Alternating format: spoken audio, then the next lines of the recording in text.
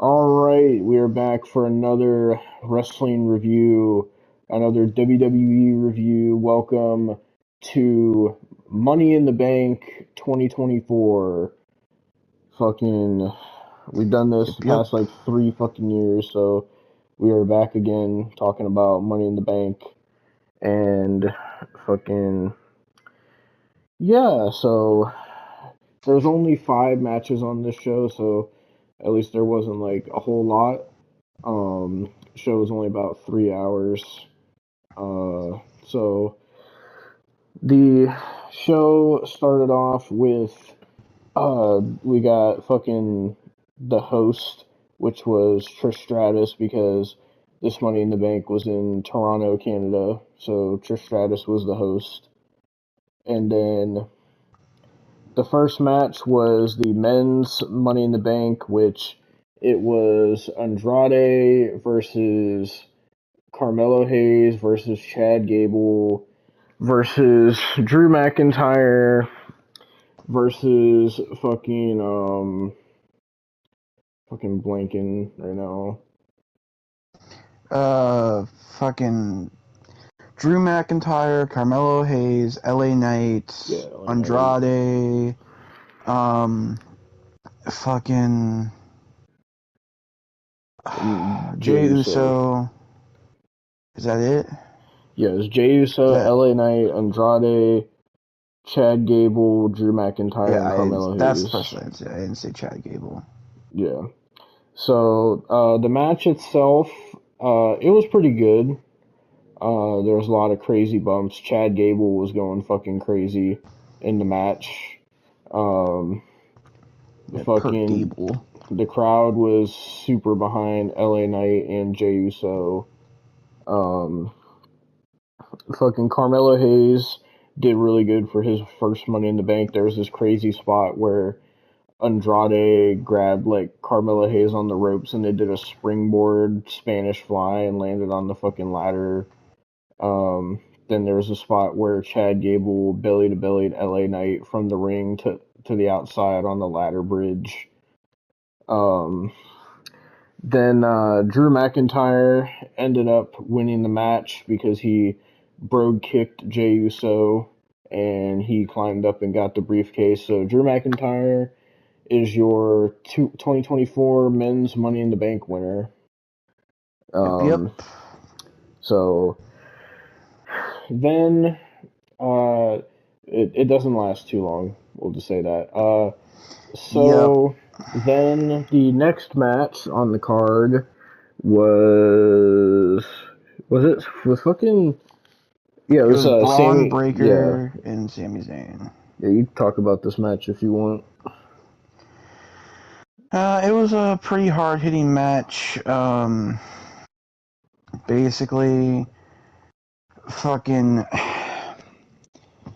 it was a lot of Braun Breaker just beating the living fuck out of Sami Zayn, and basically, I mentioned this to like Miguel because we were watching it, to fucking with Miguel and fucking Tyrese. As Kyle's bitch ass didn't want to watch it, but I was telling Miguel, I was like, every time Sami Zayn gets the shit kicked out of him, he wins. So, and spoilers, I was right, because even though this is hard hitting and Braun Breaker did a lot in the match, he lost. So, yeah, it was whatever. Is that Braun Breaker's first loss since he came to the main roster? I think so. Jesus, I wasn't expecting him to lose because of how they've been pushing him. Yeah. But then we got this backstage promo with the Judgment Day, and Damian Priest was saying that he needs to do this on his own and he doesn't need the Judgment Day because the storyline has been the Judgment Day keeps getting involved in his matches when he doesn't want them to. And Damian Priest has been saying, like, he doesn't need the Judgment Day needs him. And they've been teasing this tension with him and Finn Balor. And so Damian Priest is like, oh, I need to handle business myself, just me. And then he fucking walks away, and then we get this, like, zoom in on fucking Finn Balor, and he's like, whatever you say, boss. So you can tell, like, eventually they're gonna fucking break up and shit. Then we get the Seth Rollins versus Damian Priest match for the world title, and Seth Rollins comes out. Shockingly, he's fucking wrestling again, even though fucking he was out with injury 2 months ago. It was a quick fucking recovery. Oh, And basically, the stipulation of this match was if Damian Priest wins, Seth Rollins can no longer challenge for the world title as long as Damian Priest is champion. And if Seth Rollins wins, then Damian Priest has to leave the Judgment Day. And so Damian Priest comes out, we get the whole introduction, and then, fucking, the match itself, it was good.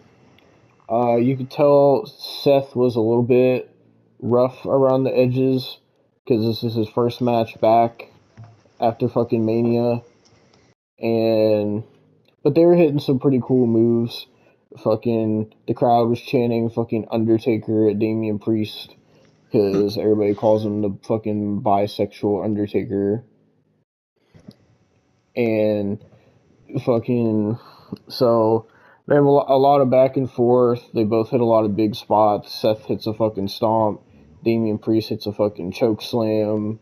And fucking, there's this weird part of the match where Seth hits a stomp on Damian Priest, and he covers Damian Priest, and the referee counts 2, and then the referee just, like, stops, and Seth just is, like, looking at the referee all confused, and it was, like, this weird, I don't know what happened, and then, like, right after that, fucking Drew McIntyre came out, and fucking Drew McIntyre cashed in his Money in the Bank briefcase, and it was made official, and this is now a triple threat match between Rollins, Priest, and McIntyre. And Drew McIntyre starts beating both of them up, and he's going to go for the Claymore, and it looks like he's going to win. And all of a sudden, out of nowhere, here comes CM Punk, and he starts attacking Drew McIntyre, starts beating the fuck out of Drew McIntyre, because the last time we seen CM Punk, Drew McIntyre attacked him on SmackDown and left him a bloody mess. And yep. So then Punk takes Drew to the outside and starts beating the fuck out of him with a chair, and then Punk grabs the title and hits Drew in the head with it, and then Drew turns around and he gets choke slammed by Damian Priest. 1, 2, 3. Damian Priest is still the champion, and Drew completely fucking squandered his Money in the Bank. And then... Yep. Well, I actually have some update on that, Devon. Really? Because apparently something on the post show happened with Drew McIntyre. I'm gonna play it. I said a lot of things like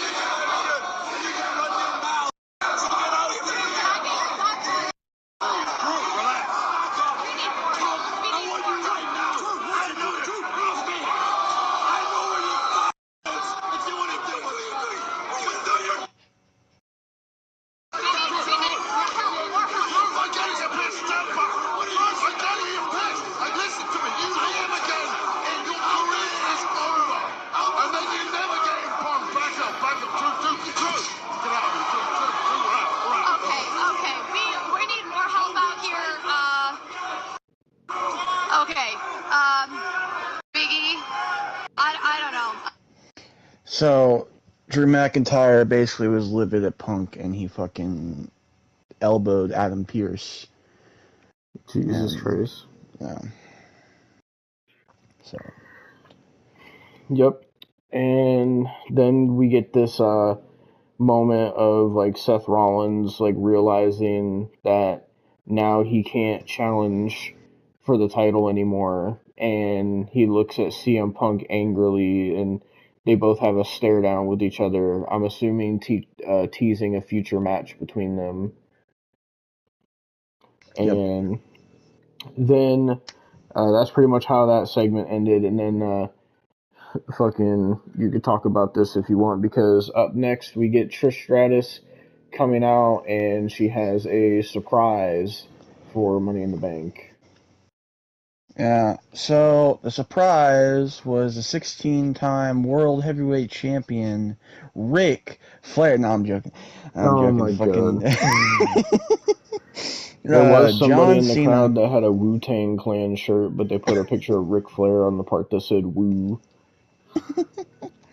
Fucking no, but it was John Cena, and he came out and he's got new gear on, and we'll get to that new gear. But basically, came out and he came out to announce that he is going on a retirement tour.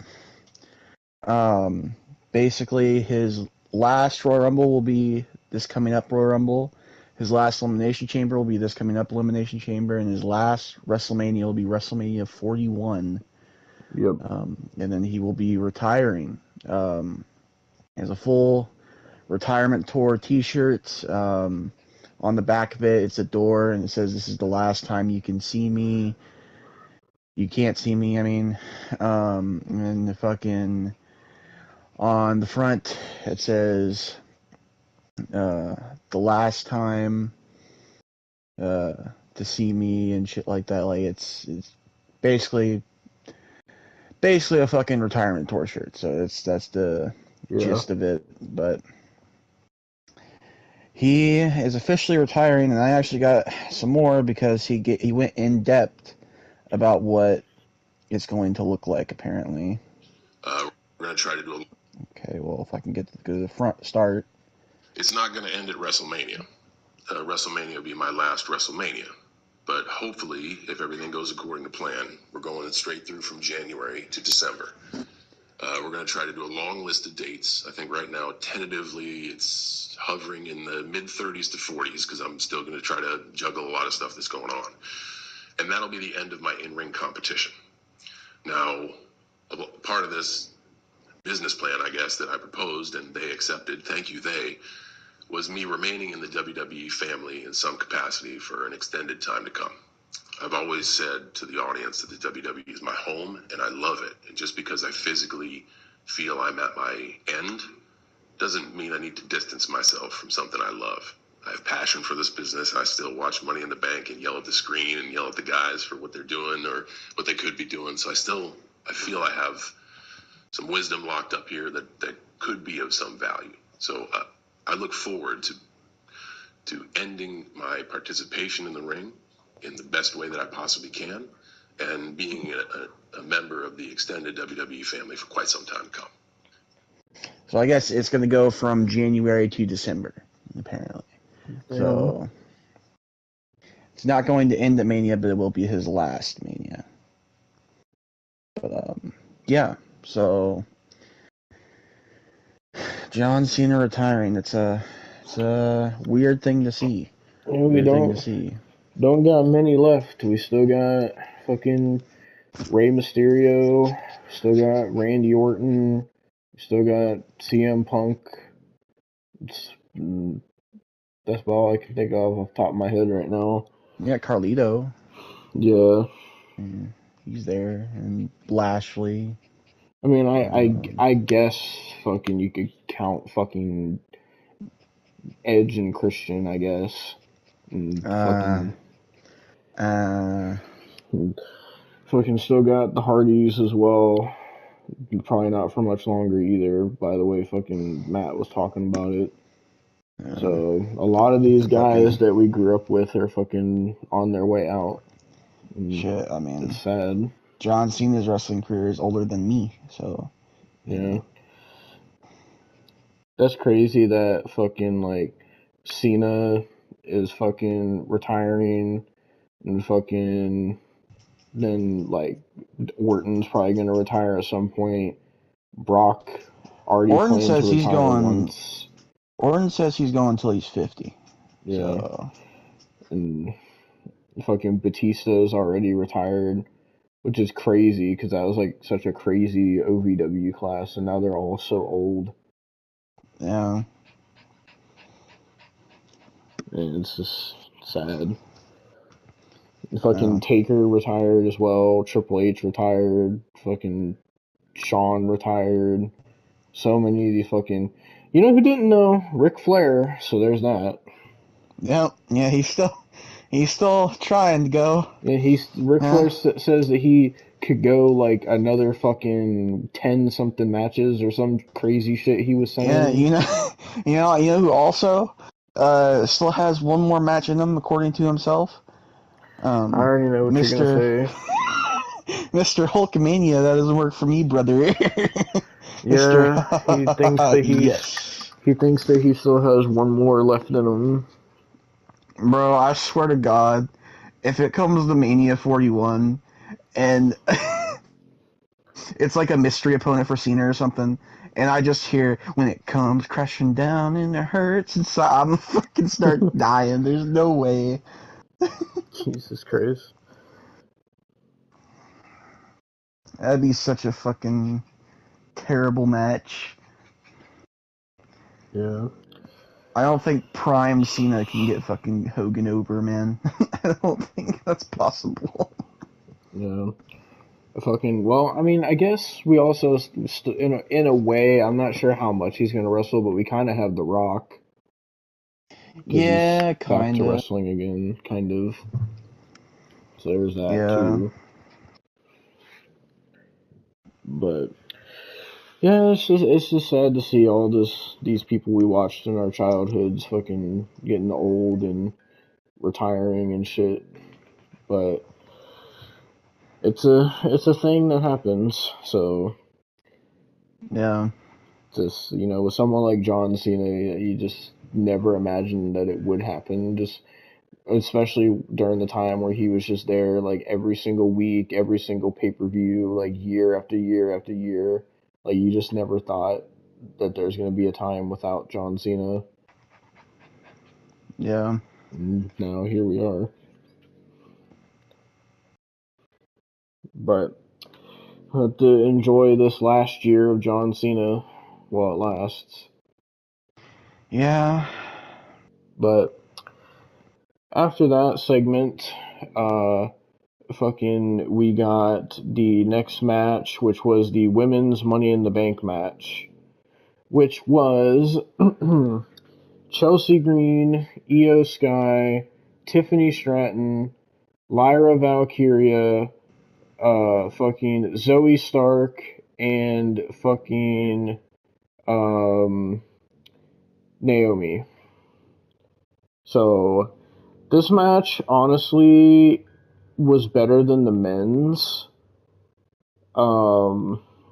And there was a bunch of crazy spots, like fucking Chelsea Green did the unprettier on the ladder bridge to Naomi.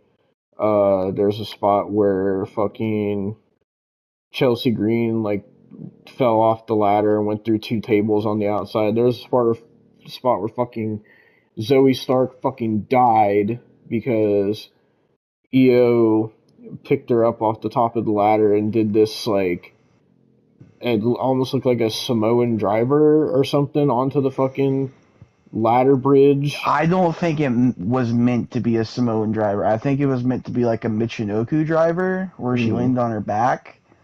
But it didn't land that way because Yeah. it looked like it went completely wrong. It looked like it went like fucking Io hit her fucking tailbone first and then Zoe hit her fucking skull. So Yeah. yeah.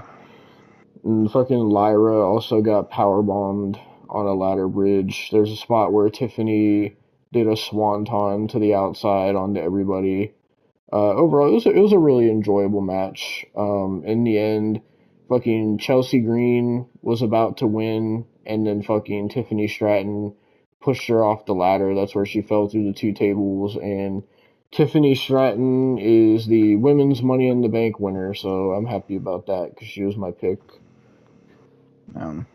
So we'll see when Tiffany ends up cashing in, because now we only got 1 Money in the Bank cash in to look forward to. Yeah, thanks, Drew. Fucking Drew shouldn't have even won that match, man. That's so fucking stupid. Like, I get they did it to further the Drew and Punk storyline, but it's just, and I liked what they did. It just really felt like they wasted the Money in the Bank on it. Like, I feel they could have did something different where maybe Drew was going to win the Money in the Bank, but Punk pushes him off the ladder or something. Yeah. That might have been better, but yeah. Then we got this backstage promo with Tiffany Stratton and Trish Stratus, where Tiffany Stratton is basically fucking acting like she's the greatest fucking thing ever, and Trish Stratus doesn't appreciate it, and she's coming off as like a snob or whatever. And then Tiffany Stratton just fucking starts talking shit, and Trish Stratus is like, "Oh well, you better be careful what you do with the Money in the Bank, because one day that'll determine if one day you're a Hall of Famer like me or not." And fucking Tiffany got mad and started talking more shit, and then she just walked away.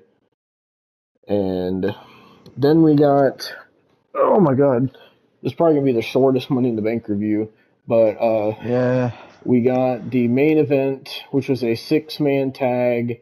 It was the WWE champion Cody Rhodes, Randy Orton, and Kevin Owens taking on the bloodline of Solo Sikoa, Tama Tonga, and in his debut WWE match, Jacob Fatu, with Tongaloa was the manager.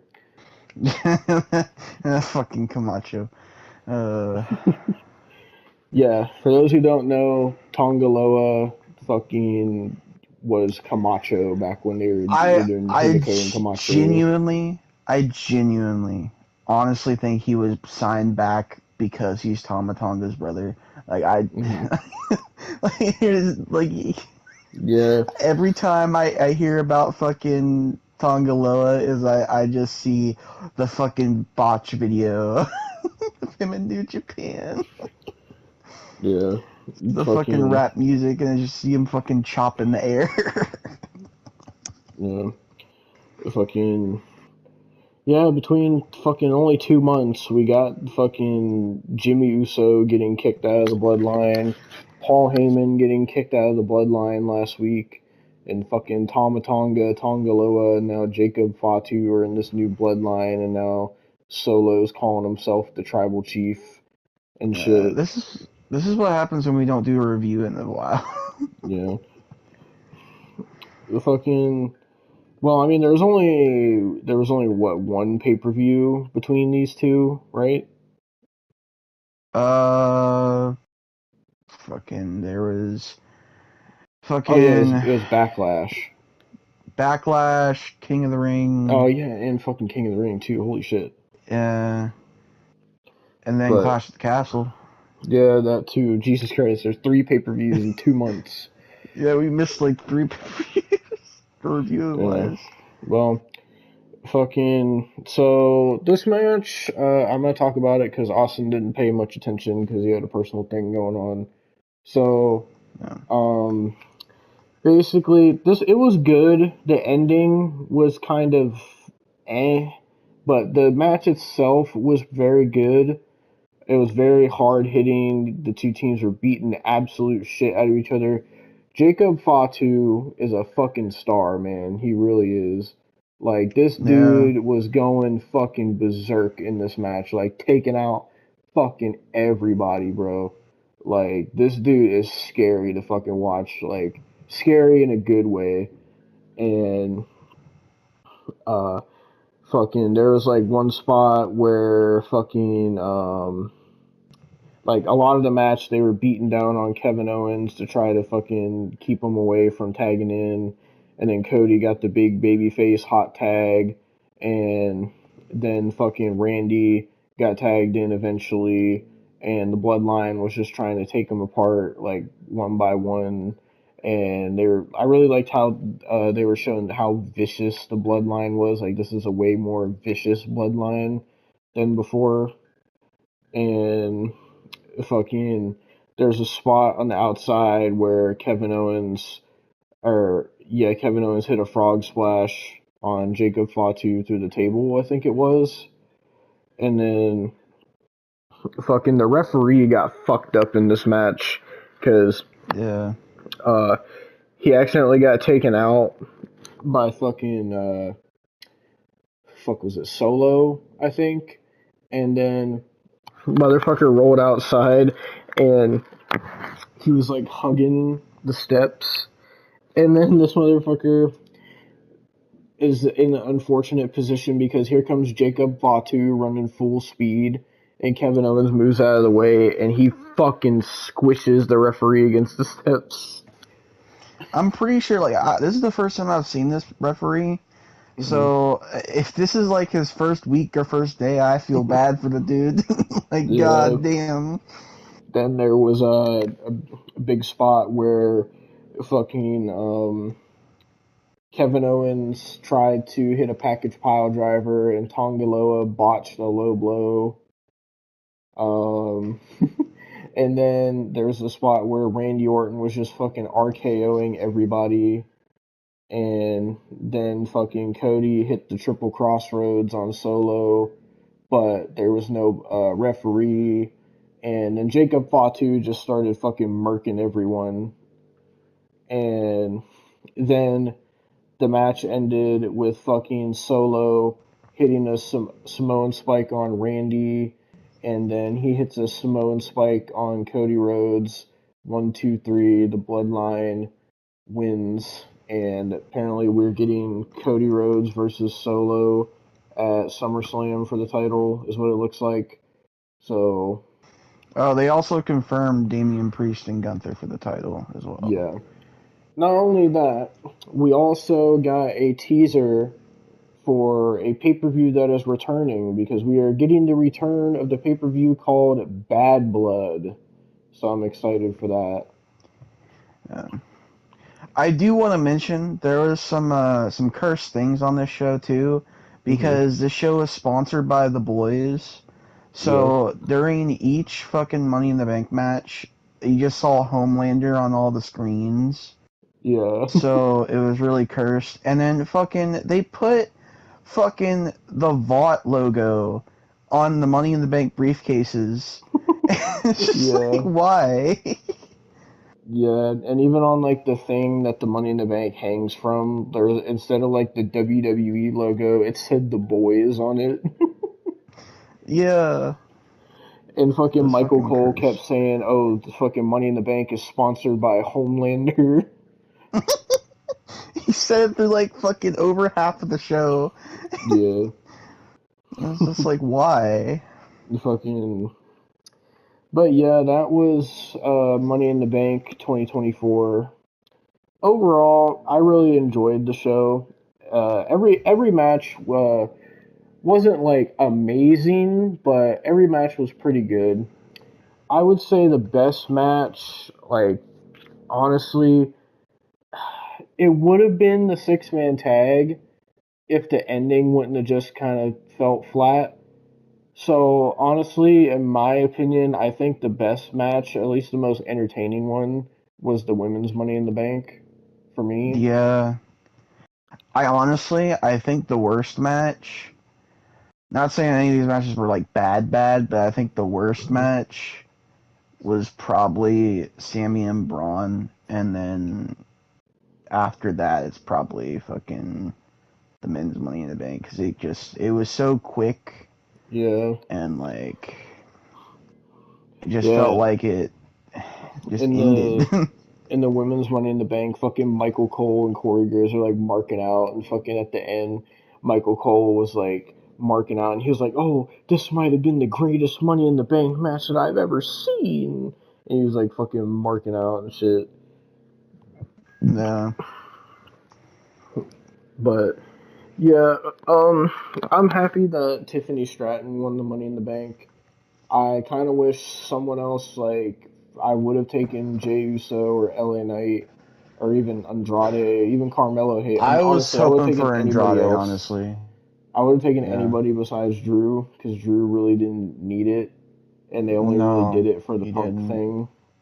So, but Yeah. I would say the crowd overall, they weren't anywhere as good as fucking WrestleMania or fucking Backlash. Like, it was good still, but it wasn't like like Backlash in France. That crowd was fucking insane. But yeah, so now we got which we will be reviewing SummerSlam, by the way. So we got Gunther and Damian Priest to look forward to, and Solo and Cody, and I'm assuming fucking they're doing Nia Jax and fucking Bailey, which I hope to fucking God Nia Jax does not win that fucking title, or I'm gonna go on a fucking rant. So, fucking. Jesus Christ. Also on fucking SmackDown, I don't know if you've seen, they had fucking DIY win the tag titles from Theory and Waller, because I think they're turning I Theory did see babyface. that. Yeah, I did see that. And apparently, fucking, that was like the second time they won the tag titles in Toronto, because I guess in like NXT they won it from FTR in Toronto as well, and like Yep. the same like arena or something. Yep.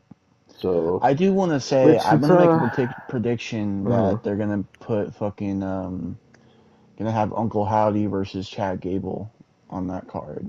I'm gonna make a prediction. That's you probably think gonna be a Uncle thing. Howdy's gonna like have his first match? Oh, you know that'd be I would. cool as well because fucking the Fiend's first match was on Yeah, SummerSlam. that's what I was thinking. That's why I was thinking You that. imagine it's against Finn Balor. Poor fucking Finn Balor. Oh no. I'm thinking that Bad Blood. I don't know if they're gonna do Drew and Punk at SummerSlam, or if I'm assuming probably, but I think they might do if Damian Priest loses the title to Gunther, which honestly Gunther's probably gonna fuck him up. Um, if he loses it, I could see us maybe getting Damian Priest and Finn Balor at Bad Blood, maybe if they Yeah. build that. Could be at a different time. They're going to do it eventually with how they're building it up, but I'm Oh assuming yeah. they're going to probably have a Hell in a Cell for Bad Blood, because why else would you bring back Bad Blood? Yeah.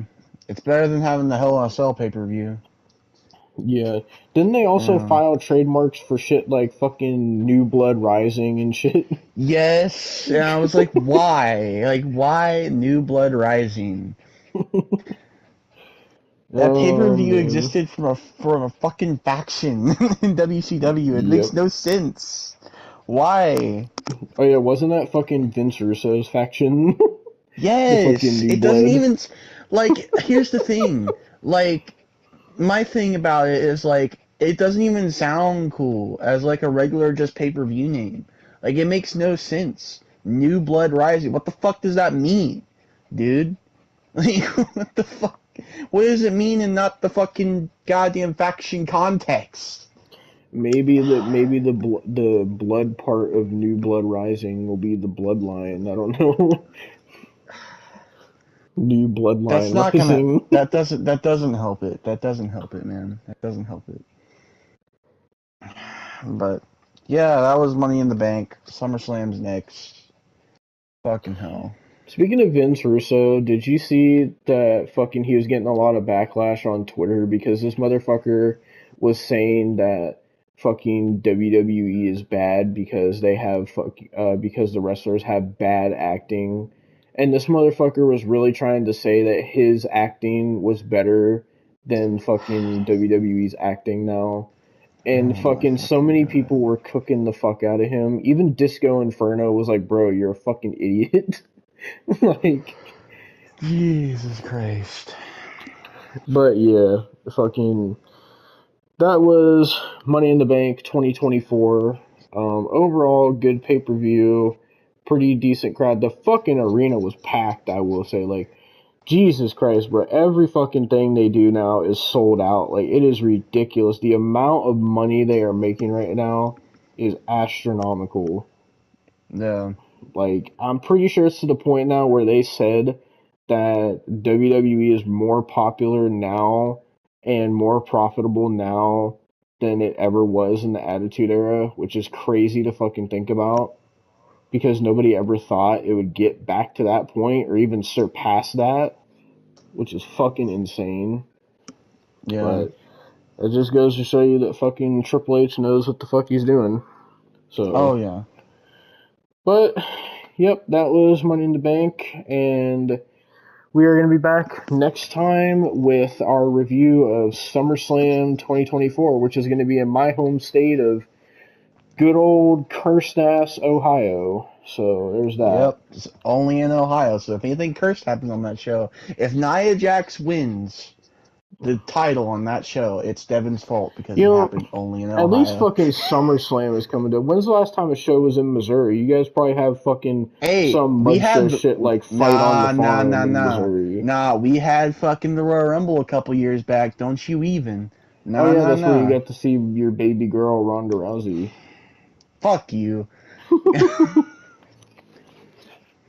But yeah, we're gonna be back with SummerSlam, so stay tuned for that. Yep.